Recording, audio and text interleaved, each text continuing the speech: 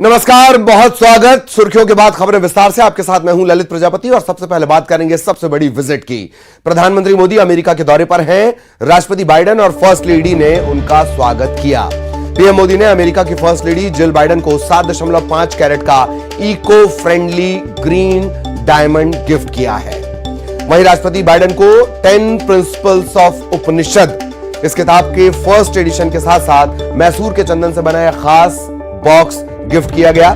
जयपुर के कारीगरों ने इसे बनाया। इस बॉक्स के अंदर भगवान गणेश की एक मूर्ति है, एक दिया भी मौजूद है। पीएम नरेंद्र मोदी ने राष्ट्रपति बाइडेन को बॉक्स के अंदर जो चीजें दी वो बेहद खास है। पंजाब का घी, राजस्थान का हाथ से बनाया हुआ 24 कैरेट हॉलमार्क वाला सोने का सिक्का, महाराष्ट्र का गुड़, उत्तराखंड का चावल, तमिलनाडु का तिल, कर्नाटक के मैसूर के चंदन का टुकड़ा, पश्चिम बंगाल के कुशल कारीगरों का बनाया हुआ चांदी का नारियल और गुजरात का नमक शामिल है।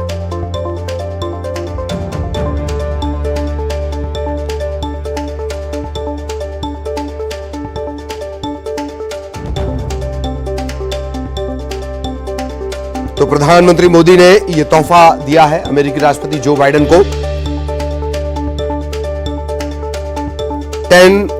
10 प्रिंसिपल उपनिषद, इसकी चर्चा हो रही है। 108 उपनिषद, 13 प्रमुख और द 10 प्रिंसिपल उपनिषद पुरोहित स्वामी और W.V. येट्स का लिखा हुआ। अनूप गुप्ता दिल्ली से हमारे सहयोगी हमारे साथ जुड़े हुए हैं। अनूप, बेशकीमती तोहफे, लेकिन उपनिषद से जुड़ा जो ये उपहार दिया गया ये खास और अद्वितीय।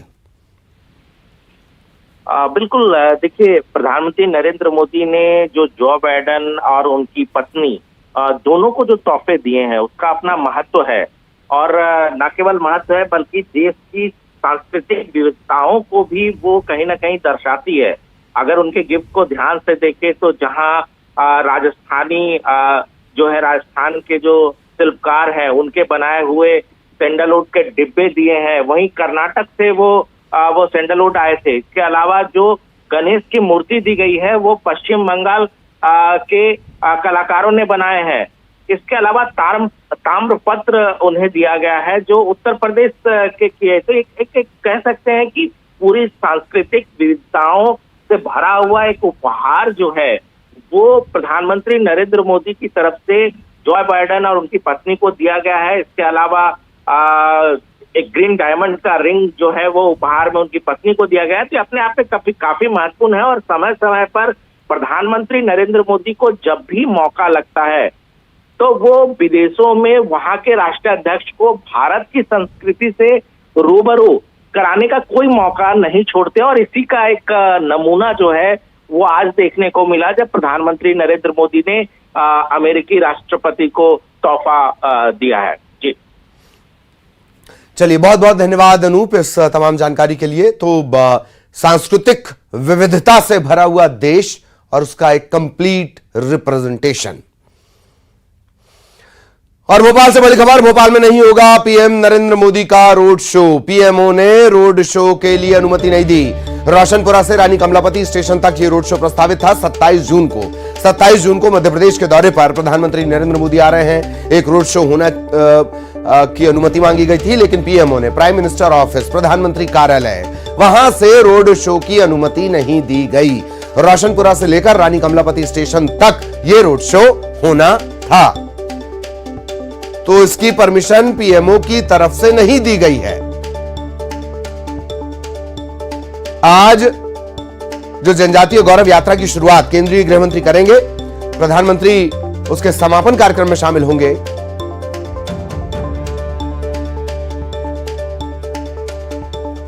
और सहयोगी शैलेंद्र हमारे साथ भोपाल से जुड़ रहे हैं, सीधा आपको लिए चलेंगे शैलेंद्र के पास। शैलेंद्र, क्या कुछ पीएमओ की तरफ से कहा गया है, वजह कुछ बताई गई है? जी देखिए, अगर वजह की बात करूं तो टाइमिंग एक बड़ी वजह बताई जा रही है, क्योंकि जिस तरीके से प्रधानमंत्री नरेंद्र मोदी का जो कार्यक्रम का है उसके अनुसार पहले वह शहडोल पहुंचेंगे और जो जिस बात का आपने जिक्र किया कि जनजातीय गौरव यात्रा जो आज से शुरू हो रही है उसके समापन समारोह में शामिल होंगे। इसके अलावा जो केंद्र सरकार की योजनाएं हैं उसके जो पात्र हितग्राही हैं, जो योजनाओं का लाभ ले रहे हैं, ऐसे हितग्राहियों से पीएम नरेंद्र मोदी संवाद भी करेंगे और एक आदिवासी परिवार के साथ भोजन करने का कार्यक्रम भी शहडोल में है। और उसके बाद वह राजधानी भोपाल पहुंचेंगे, जहां बूथ विस्तारक अभियान के तहत होने वाले एक बड़े कार्यकर्ता कार्यक्रम में वो शामिल होंगे। इसके साथ ही भोपाल से इंदौर के बीच चलने वाली एक नई ट्रेन, वंदे भारत ट्रेन को हरी झंडी दिखाकर भी रवाना करेंगे। तो ऐसे में काफी व्यस्त कार्यक्रम है और ऐसे में ये माना जा रहा था कि उनका एक रोड शो होगा जो रोशनपुरा से रानी कमलापति तक प्रस्तावित था। ये रोड शो भी हितग्राही मूलक योजनाओं के आधार पर रोड शो था। 7 अलग अलग पॉइंट बनाए थे जो बीजेपी ने प्रस्ताव भेजा था, उसमें अलग अलग योजनाओं को जो हितग्राही हैं, जो पात्र हितग्राही हैं, वो अलग अलग जगह पर प्रधानमंत्री नरेंद्र मोदी का स्वागत करने वाले थे। ये प्रस्ताव जो है मध्य प्रदेश बीजेपी ने पीएमओ भेजा था, लेकिन पीएमओ से जो अनुमति न मिलने के चलते अब ये रोड शो रद्द हो गया है। आपको बता दूं ललित कि ये दूसरा मौका है जब प्रधानमंत्री का जो रोड शो है बीजेपी की तरफ से प्रस्तावित किया गया था, लेकिन पीएमओ से मंजूरी नहीं मिली। इसके पहले आपको याद होगा कि 1 अप्रैल को मध्य प्रदेश आए थे प्रधानमंत्री नरेंद्र मोदी। उस समय भी कॉन्फ्रेंस कमांड सेंटर में उन्होंने एक बड़ी बैठक की थी, सेना के तीनों अध्यक्षों के साथ बैठक हुई थी और उसके बाद हरी झंडी दिखाने के लिए रानी कमलापति स्टेशन पहुंचे थे। उस समय भी ये रोड शो प्रस्तावित था, लेकिन किन्हीं कारणों से उस वक्त भी रद्द हो गया था। लेकिन इस बार बीजेपी को ये उम्मीद थी कि शायद रोड शो को अनुमति मिल जाए, लेकिन इस बार भी ये अनुमति नहीं मिली है, क्योंकि मध्य प्रदेश चुनावी मुहाने पर खड़ा और ऐसे में बीजेपी ये चाहती है कि जब केंद्र का इतना बड़ा नेता, नहीं अगर न केवल भारत के लिहाज से देखे बल्कि देश का एक बड़ा नेता अगर मध्य प्रदेश की राजधानी भोपाल आ रहा है, तो उसका अधिक से अधिक उपयोग या ये कहें कि ये उसका माइलेज जो लेने का काम वो बीजेपी करना चाहती थी। लेकिन फिलहाल अभी जो जानकारी है उसके अनुसार उनका रोड शो अब राजधानी भोपाल में नहीं होगा। जी जी, चलिए बहुत बहुत धन्यवाद। लेकिन शैलेंद्र हमारे साथ लगातार बने हुए हैं, आगे भी अहम खबरों को लेकर हम शैलेंद्र से चर्चा करेंगे। और अब भोपाल से एक बड़ा अपडेट लाडली बहना योजना को लेकर। लाडली बहना योजना के नियम में संशोधन हो सकता है। पात्रता की आयु 23 से घटाकर 21 साल होगी और इससे पात्र हितग्राही या कहे कि जरूरतमंद और ज्यादा इस योजना के दायरे में आ पाएंगे। अब ट्रैक्टर रखने वाले परिवार भी इसकी पात्रता को प्राप्त कर सकेंगे। आयु सीमा घटने से 12 लाख पात्र बहनों की संख्या और बढ़ेगी। महिला एवं बाल विकास विभाग इस संशोधन प्रस्ताव को अंतिम रूप दे रहा है। फिलहाल 1 करोड़ 25 लाख इस योजना के पात्र हितग्राही हैं। तो अब जब आयु सीमा का जो क्राइटेरिया वो बढ़ाया जाएगा, 23 से घटाकर 21 कर दी जाएगी, तो और ज्यादा लोगों को इसका लाभ मिलेगा, बहनों को लाभ मिलेगा। सहयोगी शैलेंद्र लगातार हमारे साथ बने हुए हैं। शैलेंद्र के पास एक बार फिर आपको लिए चलेंगे। शैलेंद्र, प्रस्ताव बनाया जा रहा है और ये लगभग माना जाए चुनावी साल में कि ये जल्द ही मंजूर भी होगा। शैलेंद्र, बिल्कुल ललित, जिस तरीके से जब ये योजना लॉन्च होनी थी उसके ठीक पहले जो मुख्यमंत्री हैं उन्होंने लगातार अलग अलग जिलों का दौरा किया था और लाडली बहनों के साथ संवाद भी किया था। उसी दौरान ये बात निकलकर सामने आई थी, क्योंकि अगर देश में बात करें तो 21 साल आयु सीमा जो है वो है शादी की। तो ऐसे में कई लाडली बहनें हैं जिन्होंने मुख्यमंत्री शिवराज सिंह चौहान से गुहार लगाई थी कि अब 21 साल में शादी हो जाती है तो उसके बाद इस आयु सीमा को 23 साल क्यों रखा गया। और उसी समय मध्य प्रदेश के मुख्यमंत्री शिवराज सिंह चौहान ने ये आश्वासन दिया था कि आने वाले समय में इस आयु सीमा को कम किया जाएगा। और उसी कड़ी में अब ये जानकारी है कि महिला बाल विकास एक संशोधन प्रस्ताव तैयार कर रहा है। इस संशोधन प्रस्ताव में अब आयु सीमा को 23 से घटाकर 21 कर दिया जाएगा और इस जो आयु सीमा जो घटेगी उससे लगभग 12 लाख बहनें जो हैं वो और लाभान्वित हो सकेंगी। इसके साथ ही इस योजना में एक ये नियम ये भी था कि जिन परिवारों के पास ट्रैक्टर है, हालांकि खेती को लेकर यह नियम था कि 5 बीघा से कम खेती वाले लोग ही इसमें पात्र होंगे, लेकिन एक नियम यह भी था कि यदि वह ट्रैक्टर से खेती करते हैं तो ऐसे में वो इस योजना के हितग्राही जो है वो पात्र नहीं माने जाएंगे। लेकिन अब जो प्रस्ताव तैयार किया जा रहा है उसमें इस बात को भी उल्लेखित किया जा रहा है कि जो परिवारों के पास ट्रैक्टर है ऐसे हितग्राही भी अब पात्रता की सूची में आएंगे। अगर वर्तमान में बात करूं तो 1 करोड़ 25 लाख जो पात्र हितग्राही हैं, जो लाडली बहनें हैं, वो जो इस योजना का लाभ ले रही है। पहली किस्त 10 जून को उनके खाते में जा चुकी है और ऐसे में अब यदि संशोधन जल्द ही पारित हो जाता है तो 12 लाख और बहनें इस योजना का लाभ ले पाएंगी। और चूंकि मध्य प्रदेश में चुनाव का साल है और ऐसे में सरकार भी चाहती है कि अधिक से अधिक महिलाएं जो है वो इस योजना का लाभ लें। और वैसे भी ये माना जाता है कि मध्य प्रदेश सरकार महिलाओं को संबंधित योजनाओं को लेकर काफी संवेदनशील है, चाहे लाडली लक्ष्मी योजना की बात हो या दूसरी अन्य योजनाओं की बात हो। बिल्कुल मुख्यमंत्री जो है उनका पहला फोकस जो है वो महिलाएं रहती हैं। जी। बहुत बहुत धन्यवाद शैलेंद्र आपका इस तमाम जानकारी के लिए। इधर केंद्रीय गृह मंत्री अमित शाह आज एक दिन के छत्तीसगढ़ दौरे पर आएंगे, मध्य प्रदेश भी आएंगे। अमित शाह दुर्ग के रविशंकर स्टेडियम में आयोजित बीजेपी के कार्यक्रम में शामिल होंगे, जनसभा को संबोधित करेंगे। दोपहर 12:45 पर वो रायपुर पहुंचेंगे। एयरपोर्ट पर बीजेपी के वरिष्ठ नेताओं के साथ चर्चा करेंगे। अमित शाह यहीं पर लंच करेंगे। इसके बाद हेलीकॉप्टर के जरिए वो दुर्ग रवाना होंगे। दोपहर 1:35 पर जयंती स्टेडियम पहुंचेंगे। यहां कुछ देर रुकने के बाद अमित शाह भिलाई के लिए रवाना होंगे और पंडवानी गायिका उषा बारले के घर जाएंगे। तकरीबन 20 मिनट यहां रुकने का कार्यक्रम है। इसके बाद अमित शाह दुर्ग के रविशंकर स्टेडियम पहुंचेंगे। मोदी सरकार के 9 साल पूरे होने पर बीजेपी की तरफ से आयोजित कार्यक्रम में शामिल होंगे। यहीं पर वो जनसभा को संबोधित करेंगे।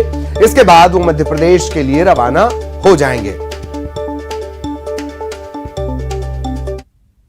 मुख्यमंत्री पद की गरिमा को भूल गए हैं ऐसा लगता है।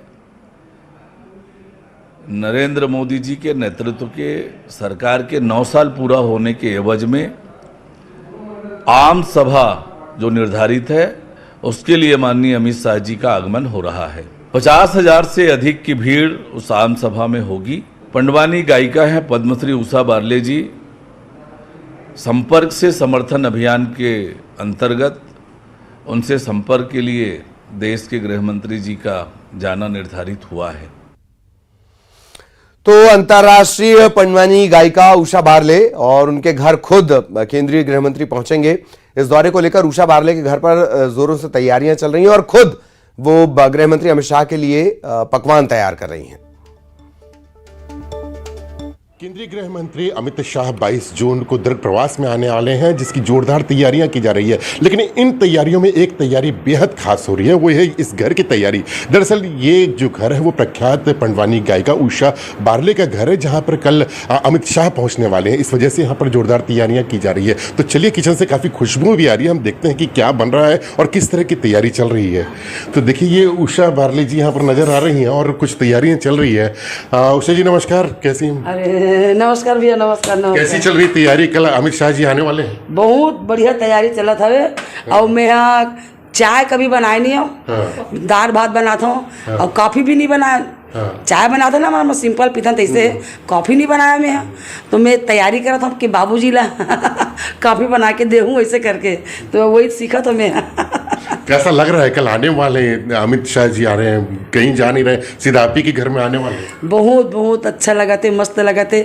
मैं कैसे टाइप के बोला, मतलब मैं खुशी के मारे कुछ बोल नहीं सकता हूँ। बहुत ही अच्छा लगे। जैसे गा के भजन हरि के चोला तरि जहि रामा, गा के भजन हरि के चोला तरि जहि रामा, चोला तर जाही रामा, चोला तर जाही जी, चोला तर जाही भाई, चोला तर जाही, गा के भजन हरि के चोला तर जाही। सौरी के बोइर सुदामा के तेंदु रुचमुच भोग लगाई, सौरी के बोइर सुदामा के तांदुल रुचमुच भोग लगाई, रुचमुच भोग लगाई जी, रुचमुच भोग लगाई।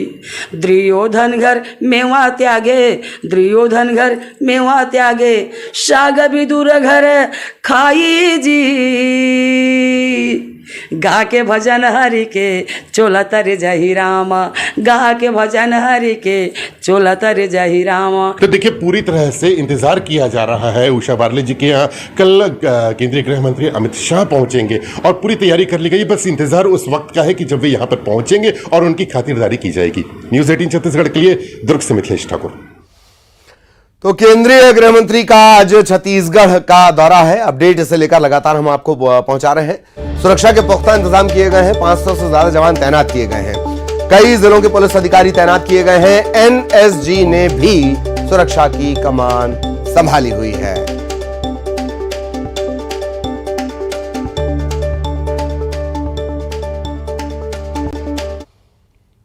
और छत्तीसगढ़ के बाद केंद्रीय गृह मंत्री अमित शाह मध्य प्रदेश के बालाघाट पहुंचेंगे। शाम 4 बजे वो बालाघाट आएंगे और यहां पर एक रोड शो होना है, तकरीबन 1.5 किलोमीटर लंबा रोड शो। इसके बाद वो वीरांगना रानी दुर्गावती के चरणों में श्रद्धा सुमन अर्पित करेंगे। रानी दुर्गावती की वीरता और बलिदान गाथा को जन जन तक पहुंचाने के लिए 6 दिनों की एक गौरव यात्रा की शुरुआत होनी है।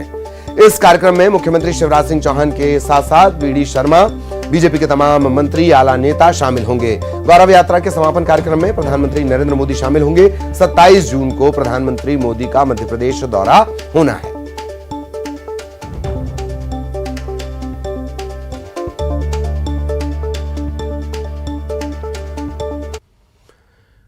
इधर श्योपुर में पीसीसी चीफ कमलनाथ ने एक बार फिर कांग्रेस में टिकट वितरण को लेकर बयान दिया। पूर्व मुख्यमंत्री ने कहा कि टिकट सर्वे के आधार पर दिया जाएगा, स्थानीय लोगों को टिकट देने में प्राथमिकता दी जाएगी। कांग्रेस की बैठक के दौरान नाराजगी, पोस्टर होर्डिंग्स के जरिए शक्ति प्रदर्शन करने वाले नेताओं को मंच से उन्होंने चेतावनी दी है।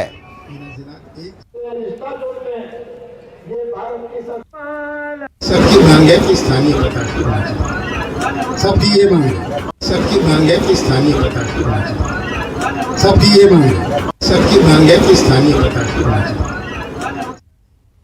और लगातार हो रहा है फिल्म आदि पुरुष का विरोध। अब संस्कृति बचाओ मंच ने मनोज मुंतशिर को चेतावनी दी है। मनोज मुंतशिर का मध्य प्रदेश में विरोध होगा, डायलॉग बर्दाश्त करने लायक नहीं है।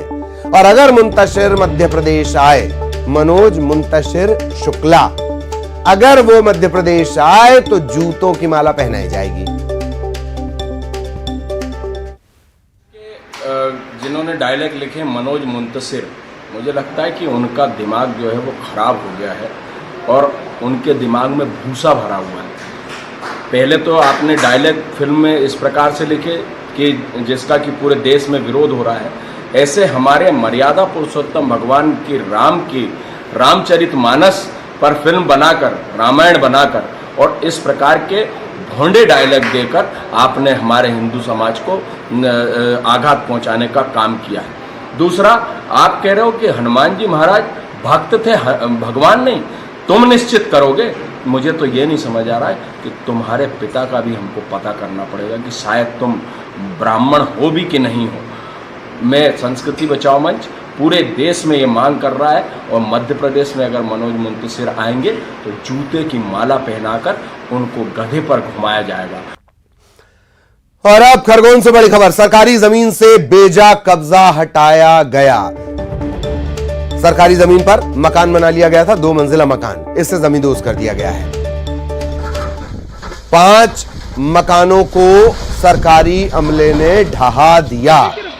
पुलिस बल की मौजूदगी में ये पूरा ऑपरेशन चला। पुलिस बल की मौजूदगी में निगम का हथौड़ा चला और ये जो बेजा कब्जा कर मकान बनाए गए थे, इन्हें जमींदोज कर दिया गया।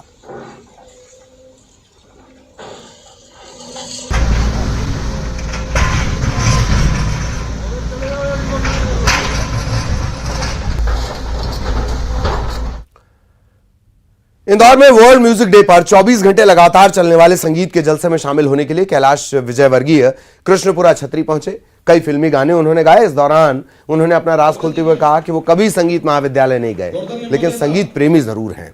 इस दौरान कांग्रेस के पूर्व मंत्री जयवर्धन सिंह को आड़े हाथों लिया और राजनीति में अपरिपक्व बताया।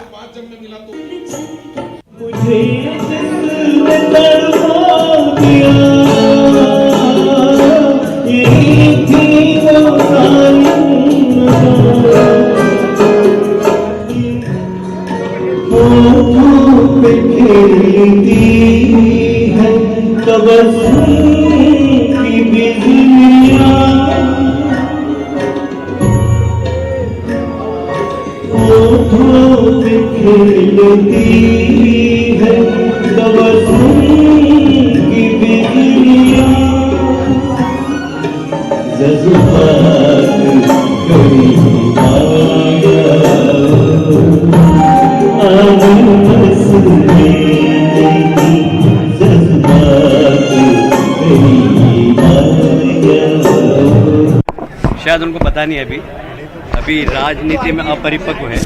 परिपक्व होने दीजिए, फिर उनके बाद का जवाब। आज कांग्रेस में भी योगा में कोई नजर नहीं आया है। देखिए, कांग्रेस का योग हमेशा इस देश और प्रदेश के अंदर दूसरे प्रकार का रहा।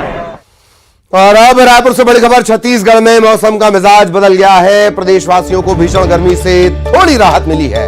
प्री मानसून सिस्टम के चलते कई हिस्सों में हल्की बारिश हुई है। दक्षिण और मध्य छत्तीसगढ़ में बारिश के चलते तापमान में गिरावट आई है। रायपुर और आसपास बादल छाए रहेंगे। अगले 2 दिनों तक गरज चमक के साथ बारिश का अनुमान जारी किया गया है। मौसम में अचानक बदलाव, छत्तीसगढ़ में बदला मौसम का मिजाज। और इसी के साथ इस बुलेटिन में इतना ही। खबरें जारी हैं।